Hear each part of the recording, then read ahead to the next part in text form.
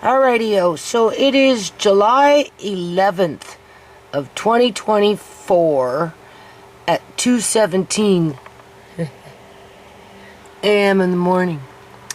And I am on a government website. You can see this. Province of British Columbia, Canada. Stronger BC. Only for some, while the rest falter. And this is their housing initiatives that they propped up to one degree or another with their 2024 budget, fiscal budget. I was looking for the budget for the province of British Columbia, Canada, and I just kind of stumbled upon this page because I was looking for the budget of British Columbia, Canada. I'm wondering, what am I wondering? I'm wondering what ministry, what portfolio holds the funds to push the envelope in terms of what they're doing with property development across this province, in terms of fast-tracking and implementing all these schemes to create more housing. Whether it's affordable or not remains to be seen, because we're dealing with entities that speak with forked tongue, right? And this is the setting, in my opinion, it's the precursor to have, well, they used to call themselves the BC Liberal government, take over power and then pander to corporations, big corporations at that, as they basically, I want to say rape, but as they basically strip lower income people of human rights and dignity and put them at great risk to harm and injury as they bring in their cutbacks to balance the budget, as they pander to big corporations for property development. The New Democratic Party, in my opinion, is just setting the precursor to allow that whatever is happening right now in terms of people losing their homes left, right, and center, under the assumption that the majority of them who are losing their homes are impoverished, when in fact that's not true. And in terms of like dire poverty, right? Excuse me. So anyway, I'm just brainstorming here. I've been brainstorming, looking at my alternatives in terms of if I was to pull in legislation and start putting together a, I guess you could say, class action lawsuit for those who would be interested in participating in such an activity because they're facing homelessness after the eviction of their, they're evicted from their homes, their property. They are evicted from their property, right? Even though they're renters, they own the property. Okay, so I'm like thinking, well, maybe I should be looking up squatter rights here, but that's for another day. In the meantime, I'm looking for the budget for the BC New Democratic Party, but I couldn't find it, but I did come across this, and we're just going to breeze through it quickly here, just as an introduction to what I'm thinking about and working on right now. Connect to the housing services now. So these are the things that the government has been working on and bringing in partnership with the federal government to one degree or another, depending on the program. Okay, that was clearly pointed out when I was following the BC budget when they were talking about it. Okay, so add additional units to your home or property. So they're working on chopping up houses into smaller suites, which that's already been going on forever. So that's no new information. And it's getting ridiculous because, they're these homeowners They're, making tiny units. They're taking a basement suite, like the basement of an old bungalow. They're taking the basement of an old bungalow and chopping it up into 3 or 4 rooms within that basement, and then calling them suites as they're rent gouging for the space, when they're not stacking and packing the tenants in like sardines in order to meet the rent, depending on the square footage. It's ruthless. All right. Secondary suites incentive program. So that would be like an old bungalow, single family unit broken up into 2 units, I would think, upstairs, downstairs. But again, that's nothing new. $400 credit for renters. Yeah, okay, they're going to give renters a $400 credit one time within the year. If you are currently renting in BC, you could be eligible to receive up to $400 through the new BC renters tax credit. So that would be a one-time payment, I would think, that wouldn't go very far.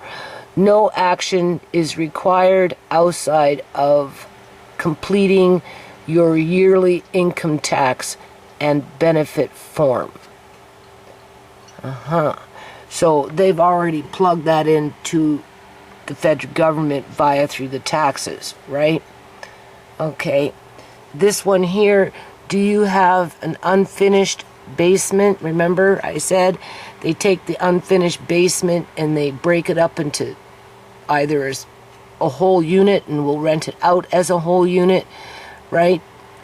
Or they'll break it up into 2 or 3 or 4 different little rooms and then consider that to be a unit and charge like $800 per room so they can maximize their dollar amount on the square footage of the basement as a whole.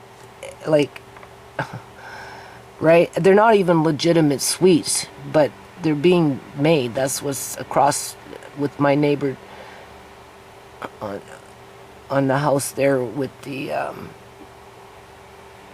3-room suite in the basement that used to be a grow-op. So before the new owner bought the house, it was a grow-op. They shut down the grow-op, sold the house. The new guy moved in, who is mean as all hell, gutted the basement of the grow-op crap, right?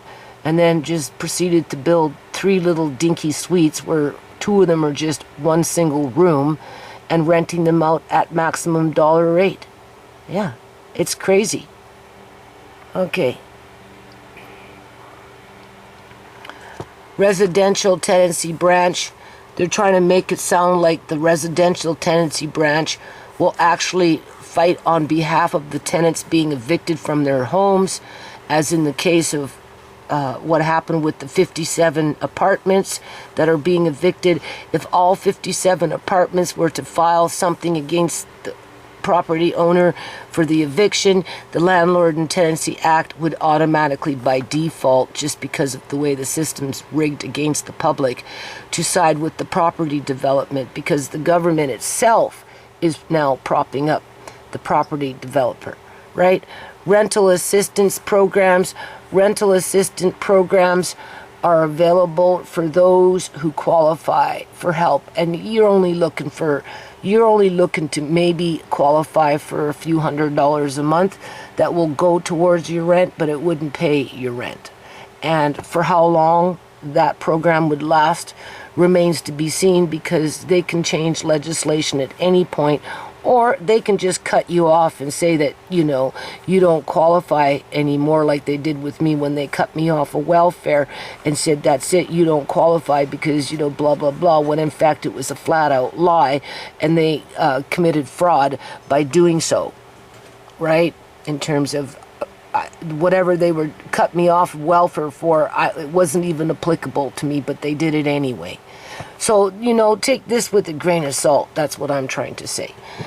Because if you're a targeted individual, it doesn't matter what the legislation says. They're going to go and do what they want to do anyway because you're targeted, right?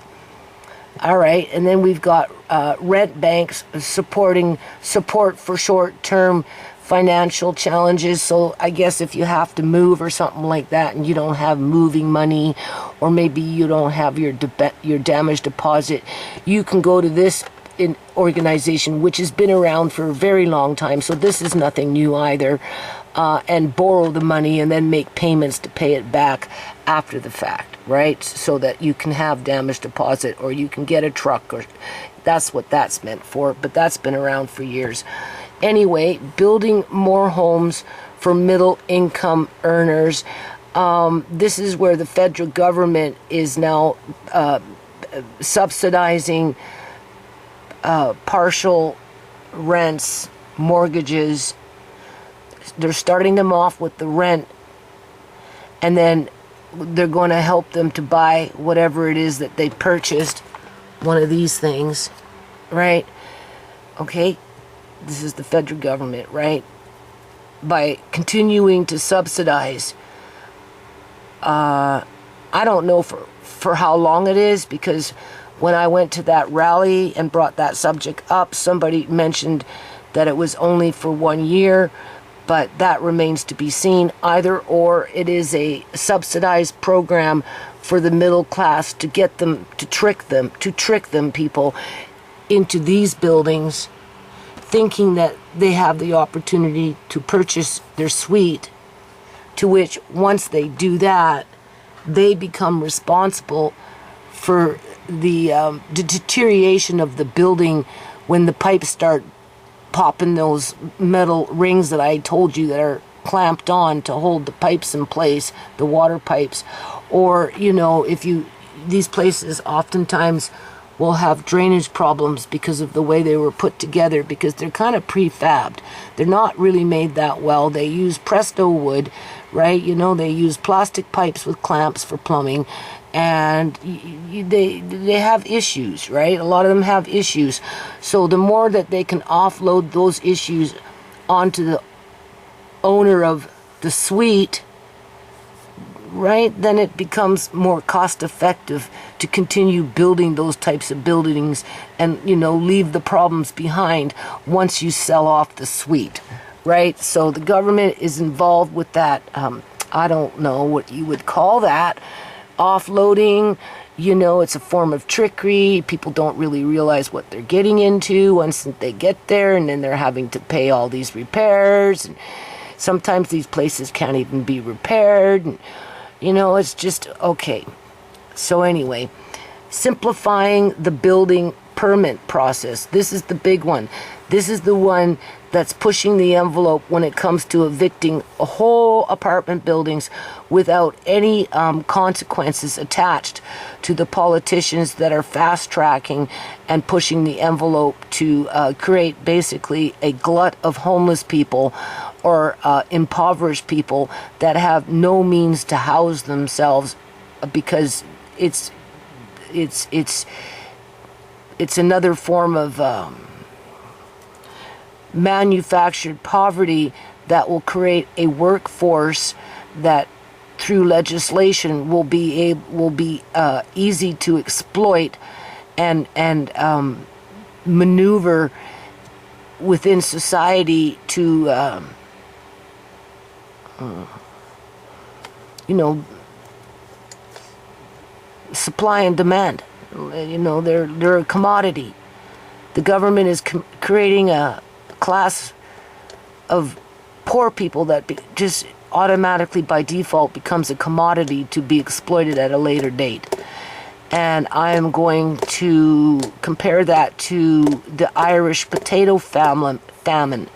I'm going to compare it to the Irish potato famine, where at one point government, the British government mainly, created poor laws, poverty laws, right, where they put people into workhouses to work versus providing safety nets in the form of charity or social services, to which, you know, by the time it was all said and done, over 1 million people died from starvation due to lack of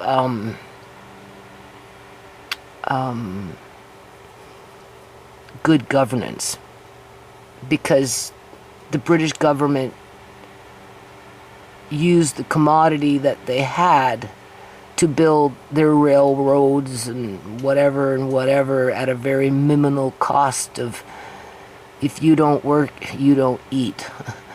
And yeah, so, and even then people died because they were being worked to death. All right. So, this is just a means to ensure a vulnerable workforce that is impoverished and easy to control when the government wants to exploit a slave state. All right?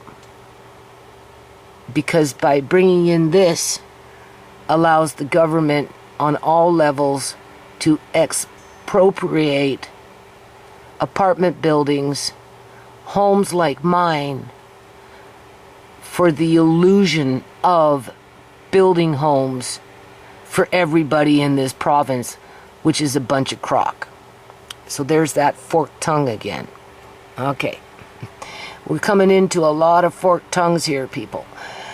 Building thousands of subsidized housing people can afford. Well, they're only talking about it. They haven't done it. And based on that rally with Acorn, one woman got up and was saying something to the city where there's something like 14,000 families that are or individuals, but we'll just say families. 14,000 households have application with BC Housing for subsidized housing units, to which they're all on a wait list. Okay, and there's no means. You can be on it for years and years and years and years and years and years, and you still might not get housing. All right. So that's just talking about it, really. That's not, they say they are. We have made real progress over the past years to develop housing for people in BC. Well, first of all, they don't provide any proof, okay? But the pandemic, inflation, and soaring housing prices around the world brought new complexities. That's why we are taking strong action and doubling down our efforts to build housing, to build thousands of affordable rental homes for low-income families, independent seniors, and individuals. Well, again, forked tongue. For anything that they have been building isn't enough, and anything they plan on building is too late. For the ones that are being evicted from their homes on a weekly basis, whether they're being evicted from their houses, like say when my time comes, or from their basement suites, or from their one-room housing unit that is in the basement of a bungalow that's been chopped up into 4 fucking rooms. I'm just saying, like, right, or whole apartment blocks, okay, where there's 57 households, and you multiply with 5 people in each household. That's a lot of people being flushed out onto the streets at one time, okay? And it's being done weekly because the new Democratic Party has given a green light for cities to expropriate housing units at a faster pace by bringing in some online application where these property developers, many of them use only a number for their registration of corporation. In other words, they don't use a name for a company. They just use a bunch of numbers as their company name. right? Which is illegal, but they do it anyway, and city council allows it to be done. And because it's a form of, hiding the owners of these property developing companies, right? It makes it harder to figure out who's who when all you're looking at is a bunch of freaking numbers. But when you're bringing in foreign interests with, ill intent to cause genocide among, I guess you could say, the poor people, because clearly at that rally, people, we were dealing with multiple ethnic groups here, so we can't say it's all the immigrants' faults, when in fact many of these immigrants, and I've said it in the past before, they're being brought in just so that they can be the next generation of slaves to the elite or the middle class public union sector and their cohorts, so that they can live well and do well. Their partner groups, their organized religious groups, like the Punjabis, for example, right? Like, they're doing very well, people, and that's because they're in bed with the government, participating in illegal activity as they tweak the legislation to make it appear that it's legal, just, and fair, when in fact it's with forked tongue that definitely is setting up a class of people through classism, right? Through classism, to be exploited at a future date under poverty laws that, like in British with the Irish potato famine, where, you don't get a welfare check no more. You can go work at the workhouse if you're hungry and you need shelter.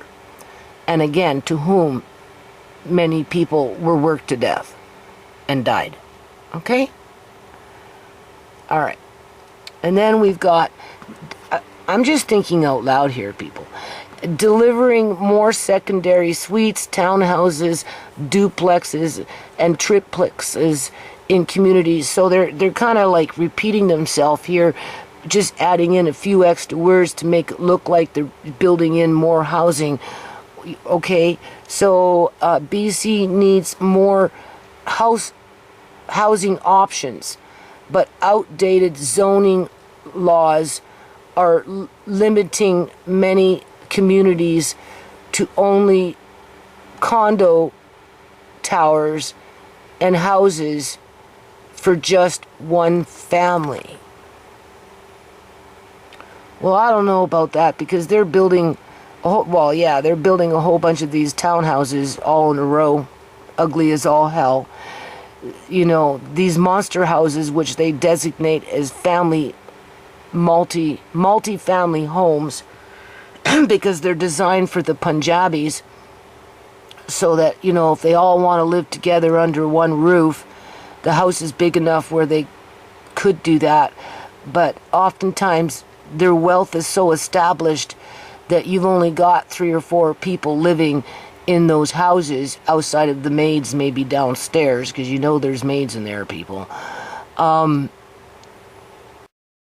it's still designated as a multi-family unit, and therefore, because it's designated as a multi-family unit, they become extremely, extremely large in terms of square footage. Although they may not house 10 people in that house. But if you come into my neighborhood with the old bungalows, oh yeah, you're going to find 8 Punjabi men all stuffed into one basement, waiting for the call to go to work to tear down another fucking house and another fucking house and another fucking house, and so on, so they can build their inferior buildings and get rich. Okay?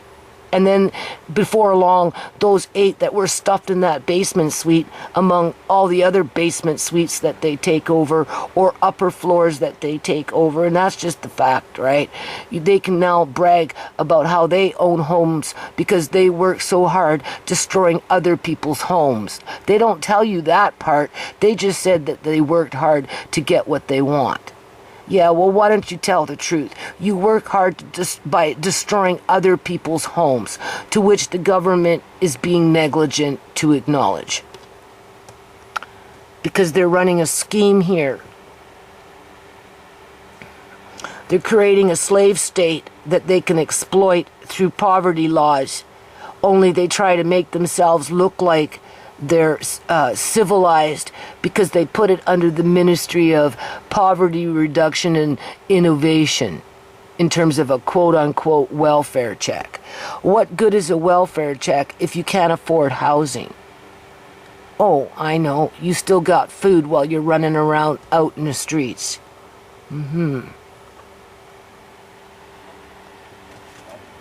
Anyway, building more vibrant neighborhoods near transit. Secondary Suites Incentive Pilot Program. This is the same. This is the same. The other one up there is pretty much the same. They're just rehashing the same, right? Homeowners who want to do their part and help with the housing crisis will be able to apply for loans to build and rent secondary suites. One of the fastest ways we can add new housing supply. Yeah, but the problem with that though is these guys that own these houses, like I said, chop them up, build in their little secondary suites in the basement or wherever, and then overinflate the rent because they base it on the current housing market, which is clearly being managed by a cartel of some kind in terms of, well, that property owner is charging that amount of money for rent, so that makes it okay for me to now do it. And once one raised, they all want to raise it to the point where nobody can afford it anymore, even if they do this. which pushes more people into homelessness. And once we have enough people, because we're going into phase 2 of creating homelessness. The first stage was flush out all the basement suites, basically of the very low income people who had addiction problems, whether it was drinking, maybe drugs, mental health issues, or a combination of a few.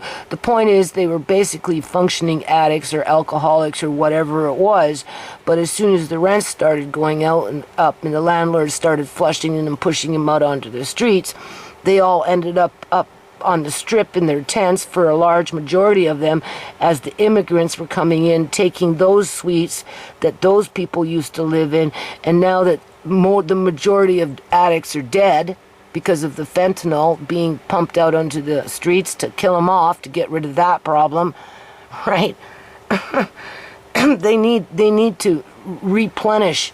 They need to replenish their surplus of homeless people so that they can continue on with their illegal organ harvesting activities that result from that process in terms of people being homeless and what it means to be a targeted individual and just, yeah, right? So there are not that many addicts. Yes, we still have addicts. Yes, they're still out in the streets, but they're sure in the hell not living in basement suites, and the addicts on the streets are slowly but surely dying off, that's for sure, because the government made sure to make that happen, while the cops are covering up murder all the way through the whole process, because we've seen that happen through my videos, right? Well, they're not going to give up on their body count, people. It's an addiction for them. They're kleptomaniacs, just like they like to steal houses through expropriation, through eminent domain, where they can just throw people out onto the street and not be held to account for what it is that is after the fact. Or, oh my Lord.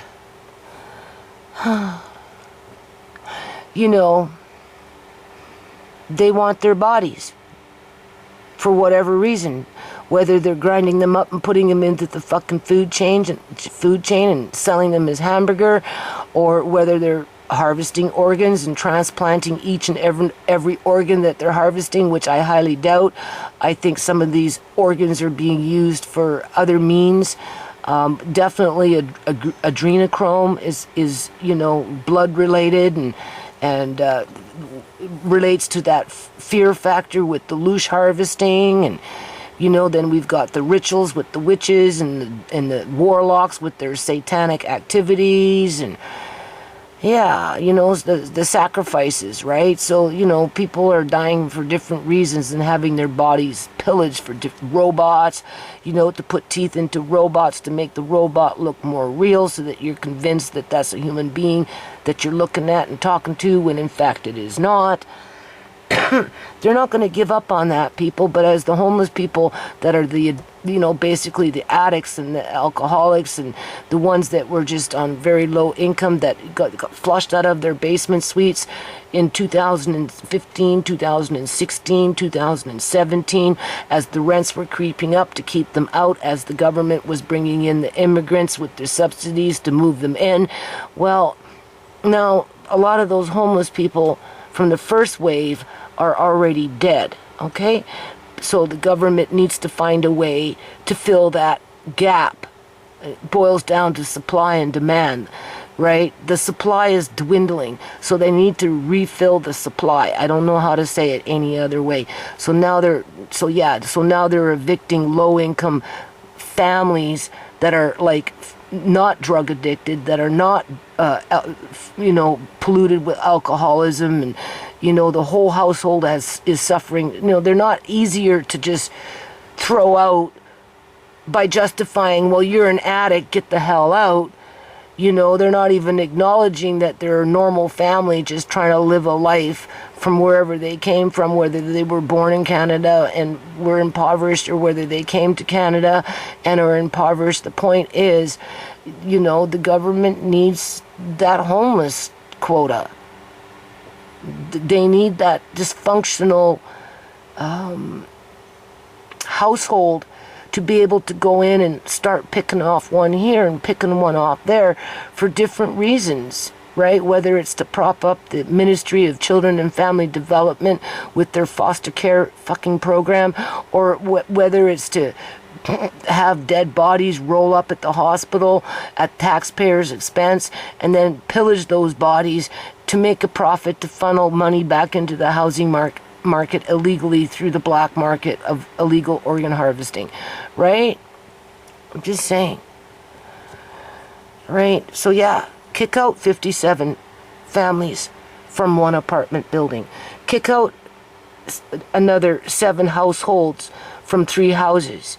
Kick out another 133 suites from another apartment building over there. Maybe you didn't hear about that one over there because they didn't take it to City Hall with Acorn to rally against the city to prevent the demolition of their building. Doesn't mean that their building isn't being demolished, because it is.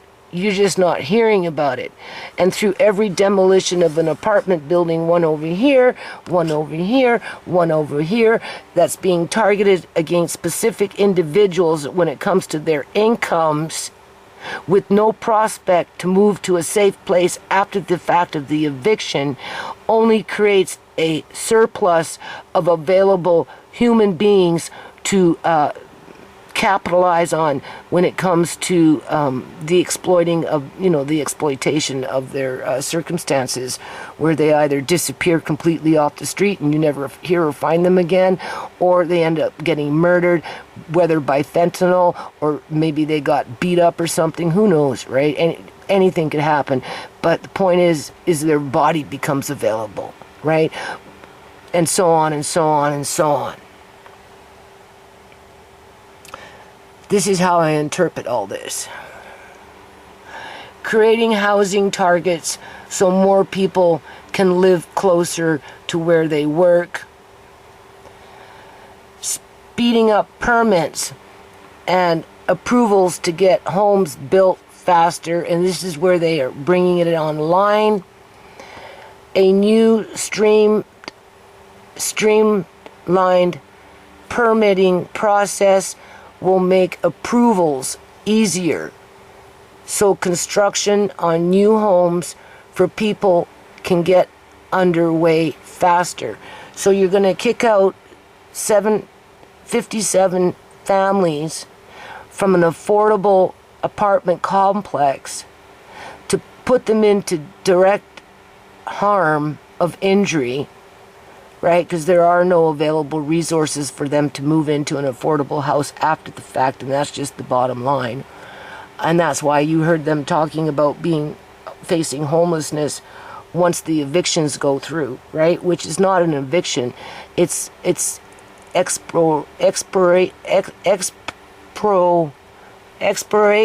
my lordy, it's the government coming in with eminent domain and explorating the housing units away from the people so that they can say that they're doing something for the public, when in fact they're not doing anything for the public people. Because if they were doing something for the public, they would leave the public live in the buildings that they live now, where they can actually afford to live, because those people being evicted from those buildings are the public. So no, they're not evicting people for the public, they're evicting people for self-interest groups that have already bought and paid for the government to be, the government is, it's a shadow government. It's been taken over by other entities.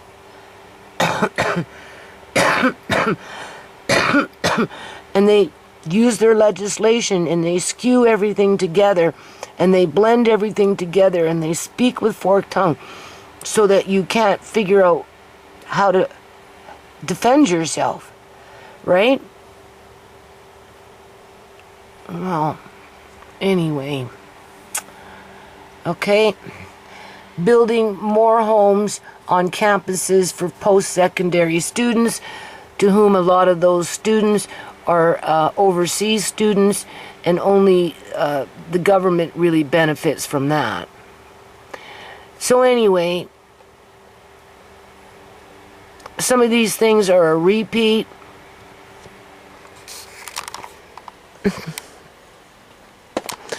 Some of these things are a repeat. I'm not too sure what I'm doing here. I don't even know if I want to go down this rabbit hole. I'm already it's not a word I say very often. Expropriation. That is where a government agency or representative comes in and takes something away from a property owner by eminent domain. That's what's happening to these people in these apartment buildings, in houses like mine, because if it wasn't for the government making it happen to the degree that it's happening, with the power of a government, right, it wouldn't happen. So what is the act? How are they doing it? All I can think of is expropriation, right? They're using eminent domain powers to mass evict thousands of families, tens of thousands of families right across this province for public good, when in fact the people that they are evicting are the public, and as the politician to that jurisdiction, by legislation where in this case they wouldn't follow because it doesn't benefit them, the public union sector and their partner groups, to represent the community as a whole, right? So they're using poor people, low-income people, the working poor, if you want to call them that, as a commodity to say that they're doing something for the public, as they negate on their responsibilities to reduce poverty within their districts. To which will later set these individuals, these families, these vulnerable people up for future exploitation through poverty laws being implemented over a period of time to manage the glut that the government has created, right, by mass evicting so many people out into the streets or into shelters. Basically, there's only so many places these people can go, right? And death, injury and death, because that's a key factor here, right? And then they fudge the numbers with the death certificates with their fake coroners people. And the more they can blame fentanyl for it and hold nobody to account, the better it is for the government and the people that are the criminals that are facilitating these humanitarian crimes against the public, as we're being told it's to benefit the public. There's that forked tongue again.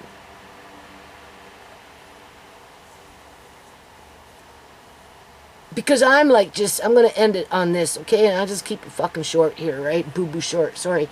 You know, like, when you start reading legislation and, you know, and especially when you've already dealt with these individuals and you know how fake they really are, and how evil and they're just terrible people. They have no honor. They have no morality. They really don't. And, you know, they don't. They're like dead zones. You know, there's nothing inside. They're shallow.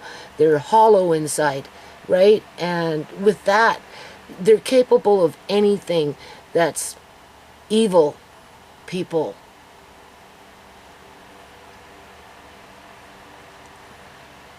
So why you want to crack open that book?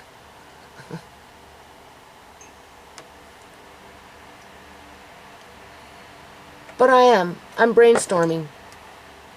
If I was to try and write a class action lawsuit, how would I approach it? You know, because you have to bring in the area where you think that, you know, a wrong needs to be right, made into a right, right? And, I don't know.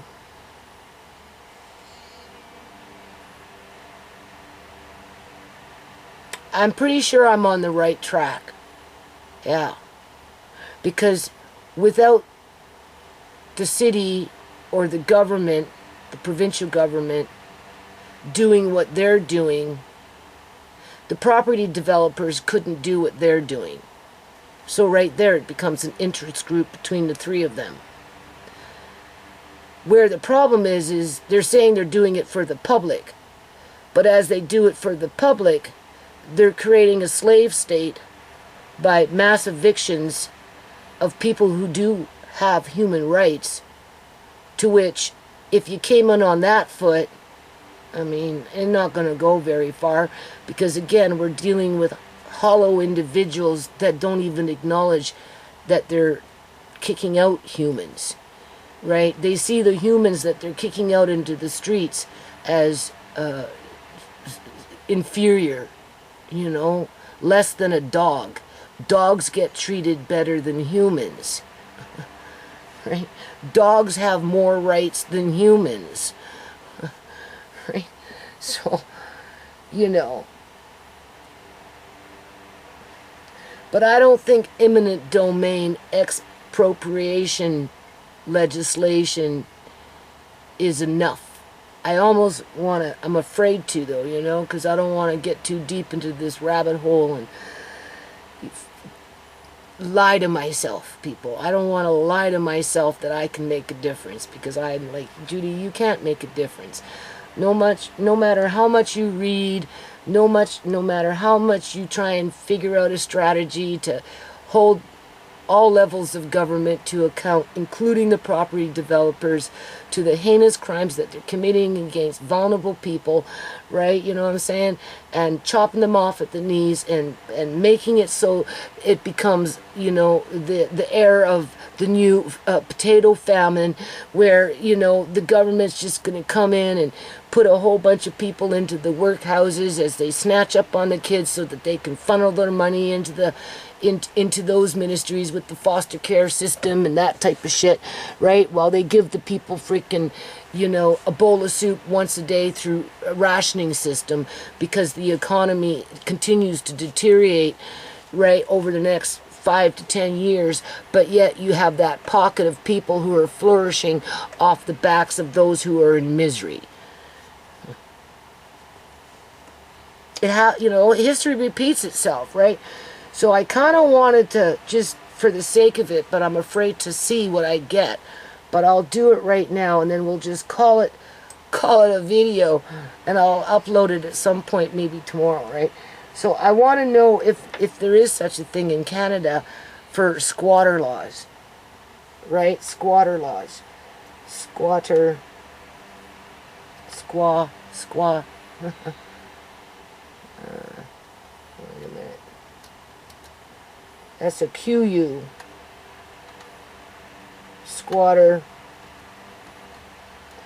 laws. Now, they have squatter laws in the United States, but what's been going on with all these immigrants crossing the border, certain states are starting to change their squatter laws so that the squatters can't be doing what they're doing right now, like they've been trying to do in the United States of America. Now, whether Canada has squatter laws, I don't know. Right? Squatter rights in Canada. Legal Beagle. Alright. That's the Legal Beagle. Understanding squatter rights in Canada. Dealing with. I want the legislation. First. Dealing with squatter as a landlord. How to remove. Legal Beagle. We'll try the Legal Beagle and see what they have to say. Squatter rights in Canada.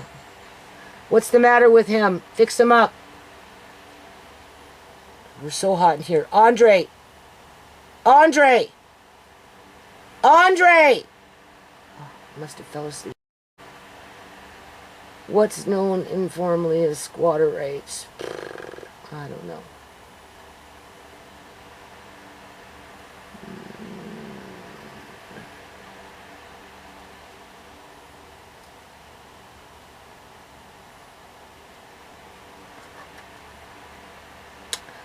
I'm looking for legislation around that. Squatter rights in Queensland. Property laws. Adverse possession in the state of Kentucky. I don't know. I give myself...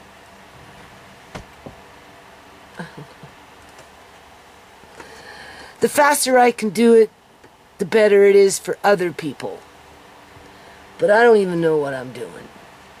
I don't even know if I'm capable of doing what I want to do. I just know I can't sit here and do nothing. But there's a part of me that wants to do nothing because, you know, it's like brain freeze. Your brain starts to hurt, especially when you're dealing with forked tongue. And you know you're going to pay to lose, because that chamber in that gun has been, you know, rigged against you with 5 bullets in the chamber with 1 chance to escape. And that's it. 1. So, how many times you have to play that game before you can win? I don't know. Okay, we're going to just look at this word here. Conveyance, right? It says, the action or process of transporting or carrying someone, meaning a person, or something from one place to another. Okay.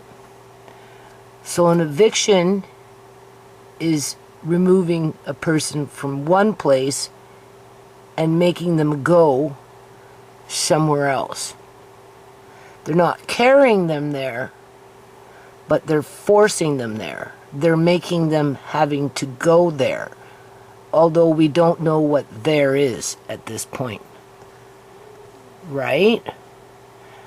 And if we look under the Criminal Code of Canada, because I was looking to see what color of right meant, and I ended up here, offenses and punishment in regards to dangerous operation. 320.131. Everyone commits an offense who operates a conveyance in a manner that, having regard to all of the circumstances, is dangerous to the public.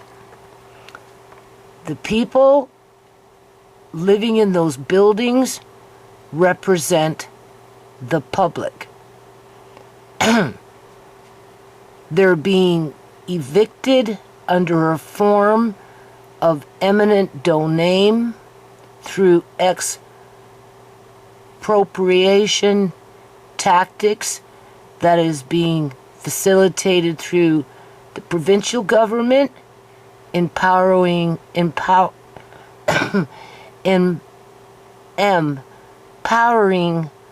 the city councils to fast track on a dangerous operation that puts lives at risk to harm and injury. Or, in this case, operation causing death. Because there's a cost to homelessness. Or on the road to becoming homeless. So we'll just read, so we'll read this one, which is the same section, only number 3. And then there's number 2. I didn't read that one. Let's read that one. Everyone commits an offense who operates a conveyance in a manner that, having regards to all of the circumstances, is dangerous to the public and as a result causes bodily harm to another person. All right? And then because of that, it can lead to death. So this section under the Criminal Code of Canada is applicable in all 3 subsections to the section. Number 3, everyone commits an offense who operates a conveyance in a manner that, having regard to all of the circumstances, is dangerous to the public and as a result causes the death of another person.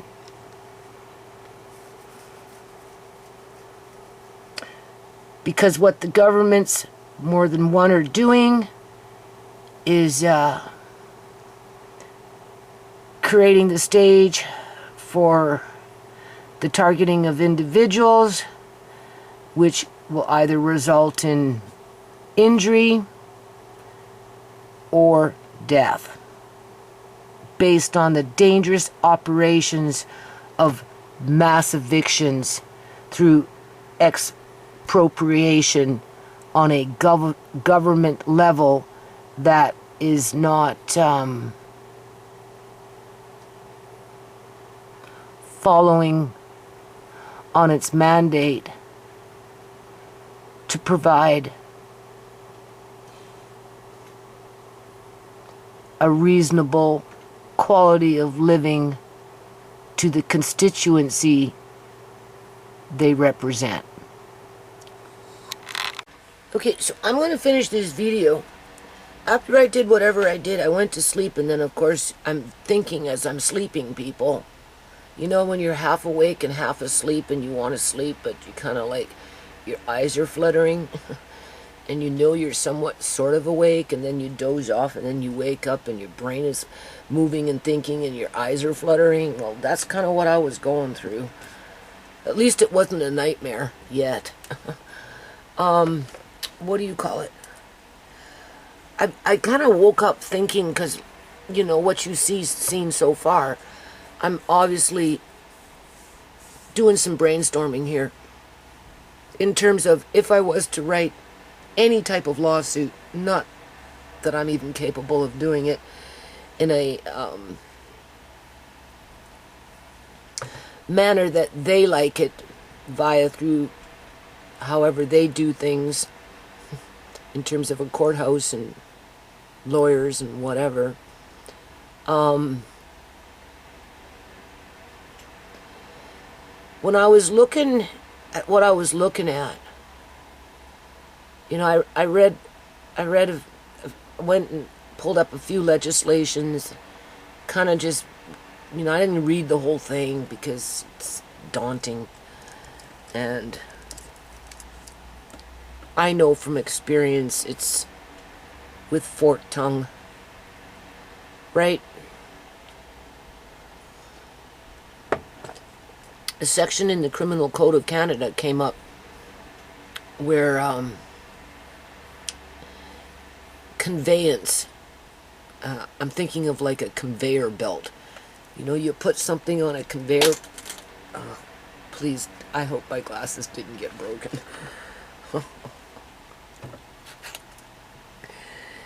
Every time they drop, once in a while, one of these lenses pop out, and I'm hooped. You know, when you put something on a conveyor belt, and it, you know, you put it over here, and then the conveyor belt moves it over there. Well, under this section, I don't have it pulled up right now, of the Criminal Code of Canada, it talks about moving somebody or something to another location where it becomes potentially dangerous, potentially harmful, has the potential to cause death, right? Which is a crime, to move somebody from one location to another location where their life becomes in danger and they have the possibility of losing their life. Okay, well, that's really on my mind, because that's kind of what's happening here in a roundabout way through export, oh Jesus, we'll just say eminent domain, right? Practices, okay? To use eminent domain practices, it's for any sort of a governing body,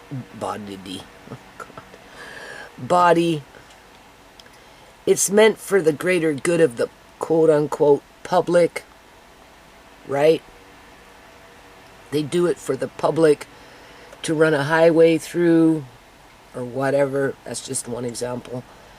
In this situation with the housing market and the way they're bulldozing down house after house after house, apartment building after apartment building after apartment building for the so-called public, but yet at the same time they're using the public below a certain income level as a commodity, as if they were slaves to be trafficked from one location to another location, which puts them at risk to harm, if not death. And that would fall under the Criminal Code of Canada. One, through legislation with the eminent domain being abused by people, by positions of authority in terms of government bodies, you know, governing, like the province with the Parliament building, and with the municipalities, with the city halls, not to mention with the federal government and whatever they're doing to instigate this.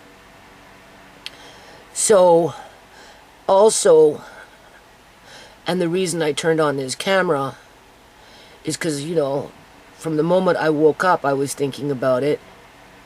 I'm trying not to think about it, but I can't help but thinking about it, because I'm on that conveyor belt being moved little by little, inch by inch, which is going to put my family at risk to great danger, harm, and possible death. And we've already been on that conveyor belt, which has produced death, great harm, and injury, with no resolution in terms of restitution to correct the wrong and make it a right in court terms, right?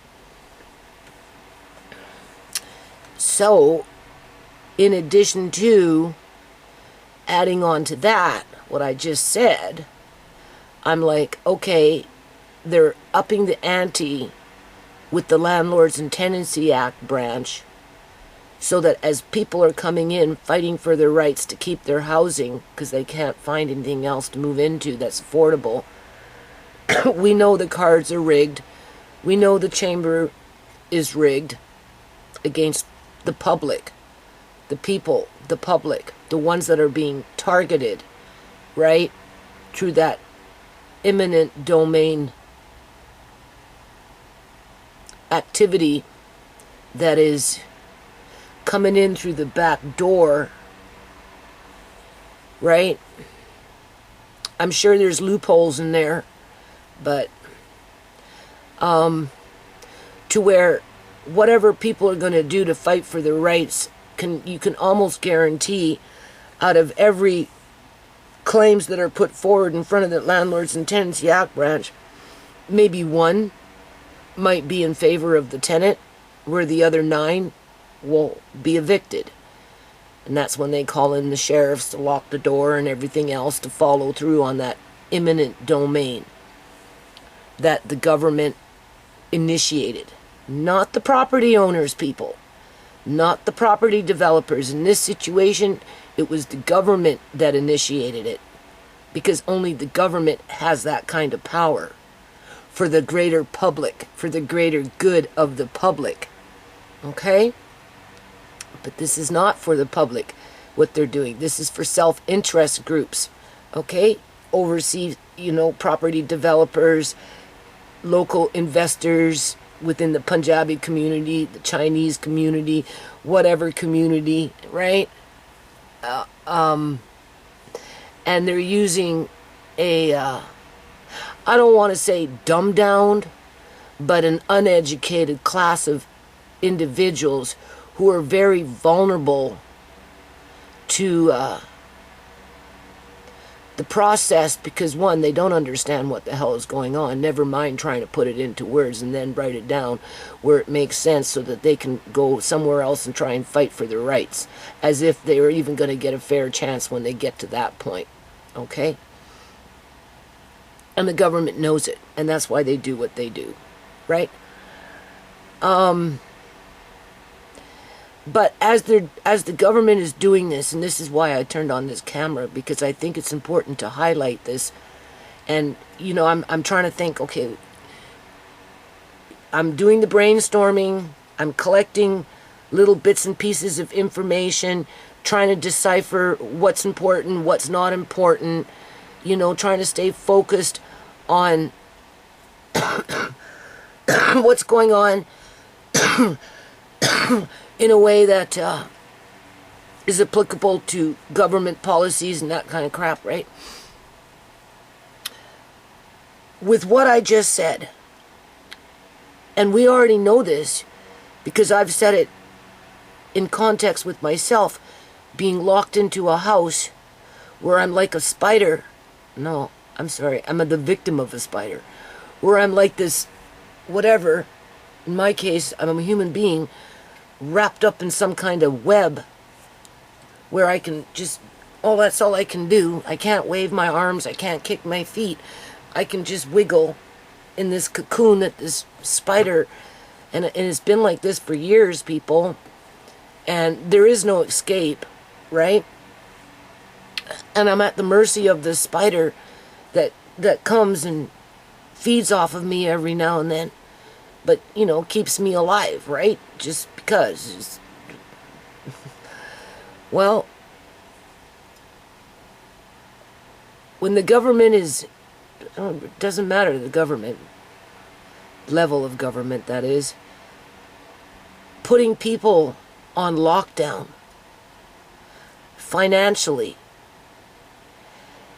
where they can't afford to move to another place because it's just unaffordable, because our economy has been manipulated to be overinflated, to give a false perception of a triple A credit rating to attract more investors into the province of British Columbia, Canada, right? To build these ghost buildings. I call them ghost buildings, okay? Right? So, right there, that's financial abuse.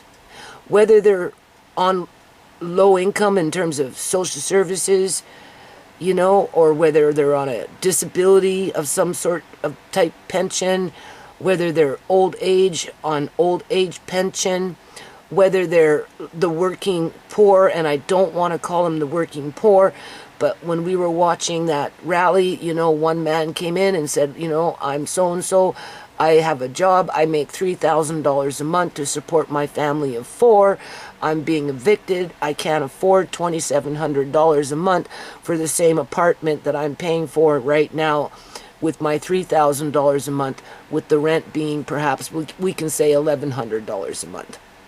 Okay, because basically the government's, more than one, is robbing that family of $1,600 of food money, right? Just basic necessities to pay a overlord X amount of dollars at maximum amount, to where eventually those buildings, in terms of, if they went from an apartment that it was $1,100 being forced out because of eminent domain through government evictions, because that's what's happening here. It's not the property developer that's evicting the people, it's the government that's evicting the people. And the only way they can do that would be through some sort of eminent domain process, without it being, I suppose, legitimately written down in the books, because they're coming in through the back door, right? And they're forcing people into triple the rent, right? $1,100, double, more than double the rent that they're paying now. So if you're paying $1,100, you're forced to move out, but you're paying now $2,700 for the same type of building, because it's an older building, but it's been overinflated through the fudging of numbers through the economy. And so instead of paying $1,100, you're paying $2,700, with that building up to be on the chopping block, because it's just a matter of time before they get to those older buildings, as the rent continues to rise every year until the demolition team shows up. Because those people that are paying $1,100 with an income of $3,000 a month, there's no way they can move into anything new being built where it's going to be smaller square footage, in addition to $3,500 a month or $4,000 a month, only because it's quote-unquote new. That's all, people. That's the only difference, is it's new. And that's what jumps it up by another $1,000, $1,500, $2,000, $2,000 a month, compared to your standard old building rentals that are now going for $2,700 a month, when they should be $1,100 a month. So that is a form of abuse, because not only is the government making people stay in abusive situations, whether they're domestic domestic violence situations, people, and this is why I turned on this camera. Because I'm thinking, well, you're fighting for the people. Well, like, what are they up against? Like, what are they experiencing? What have you gone through? And, you know, right? So the people that are locked into their homes because they can't afford to move, but yet they're being evicted through some form of eminent domain process where nobody wants to take any responsibility for it because they're saying that they're doing it for the public, when in fact they're using the public to commit crimes, to provide opportunity for self-interest groups to get wealthy, right? Those people locked into those buildings, into these houses in the web where they can only wiggle, and that's all they can do, they're subject to domestic violence. There is no escape. Oh, what? They're going to go to the shelter. Okay. Before they'd go to the shelter, they'd stay home and put up with the abuse. They're being abused by their landlords.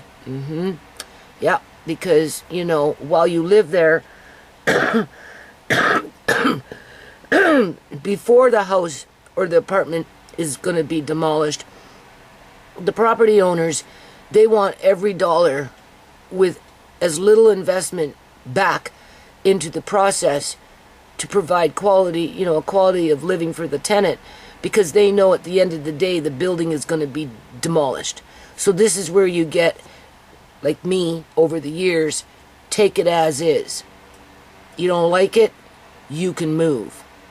I'm not fixing anything. You want it fixed? You fixed it. You fix it. I'm not buying this, appliances, blah, or whatever. You buy your own. And, right? Through various forms of gaslighting. Because in their minds, as the property owner, the house is going to be torn down and built into this fabulous, beautiful condo that nobody can afford, unless, of course, they're being propped up by the federal government with some sort of scheme, or, you know, they're working some job where they're making $6,000 a month. You got to make at least $6,000 a month to rent these things, because even then, half your income at $6,000 a month is going to go towards rent. But if your income is only $3,000 a month, and the only thing that's available to you is a old broken down apartment for $2,700 a month, how much is left to feed your family? Oh, but don't worry, the city of Surrey has that base covered. They just send the people to the food bank, right? Which is another form of abuse, because it's limited. You're only allowed to go there 2 times a month, and you get a small little box of food, right? And it's a hit and miss as to what kind of food you're going to get. And as the economy continues to get worse, except for those that are profiteering and trafficking human beings under the guise of trying to do something good for the public, when in fact they're using the public as a means to do what they're doing, that is killing off some of those people through that section under the Criminal Code of Canada, the conveyance, the moving of. They're moving the people out of the buildings, out of the houses. They're moving them someplace else without ensuring that they're going to get there safely. They're putting them at risk to harm's way, to death and to injury, which is abuse. As they expect the people to live with the abuse, whether it's coming from their significant other, in terms of a woman being abused by a man living in an apartment all stressed out because they got to move and they've got no place to go, so he takes this displaced anger out on his wife and his kids, and they're stuck, they can't leave, right? And even if they go to a shelter, even if the mom and the kids went to the shelter, what did they do for Ria when Ria was in a shelter?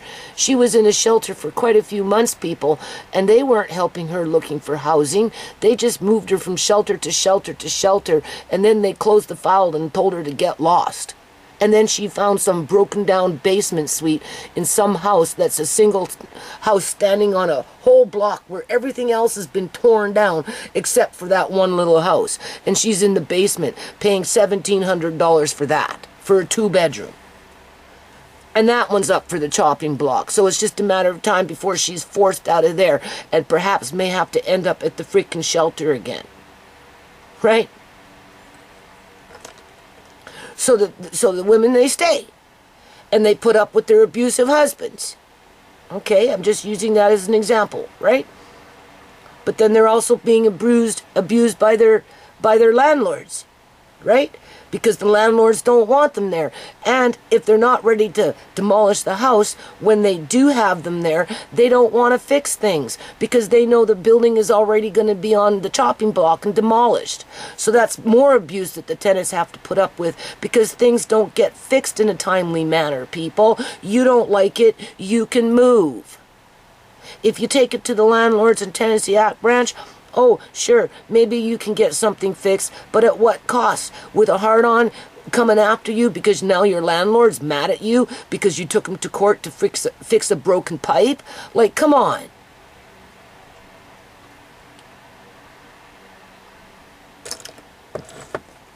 What the city of Surrey did to those 57 suites constitutes domestic violence because all those people, all those families are going to be targeted with abrasive, aggressive, threatening behavior, which is abuse, to get them out of the apartments so that the property developer can serve the public,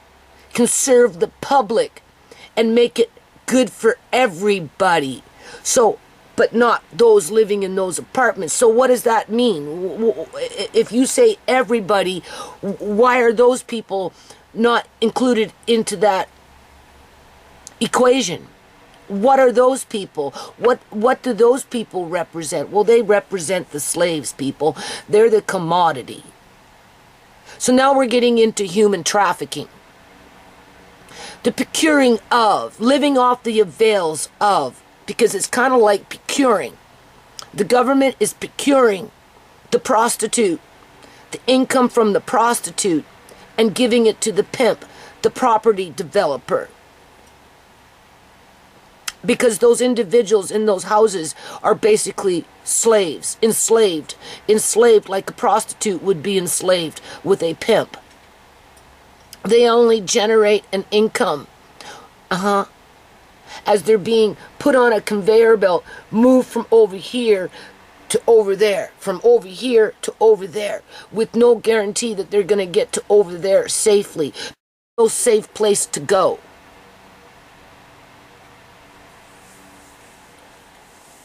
So that's abuse. I woke up thinking this morning that those people were being abused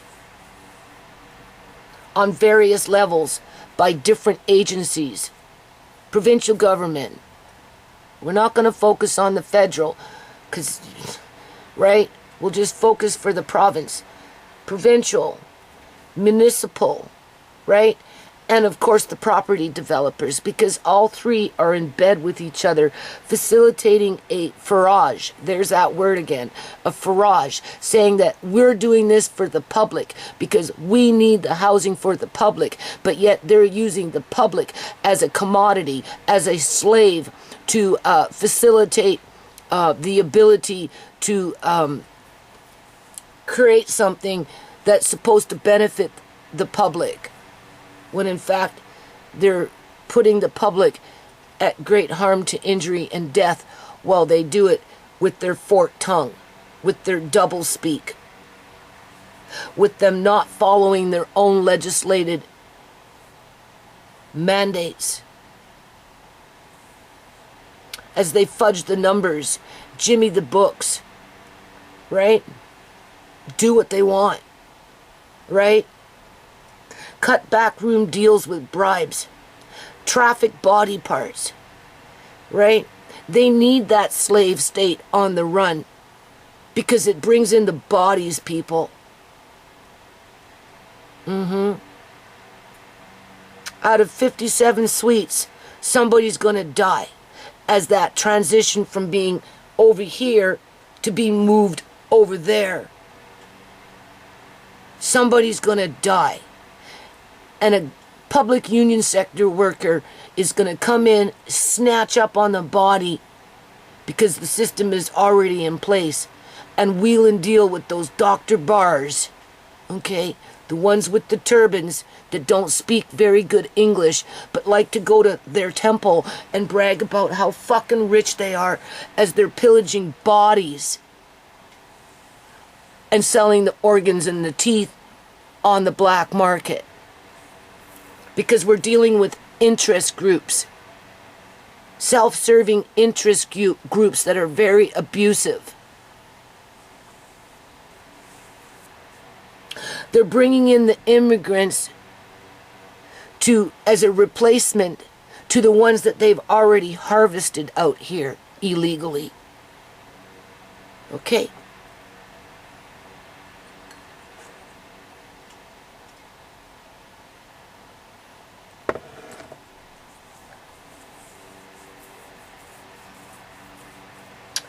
So that's as far as I got with my quote-unquote, I'm either going to be inactive and just wait for the guillotine to show up at my doorstep and say, it's your turn, get on there, chop.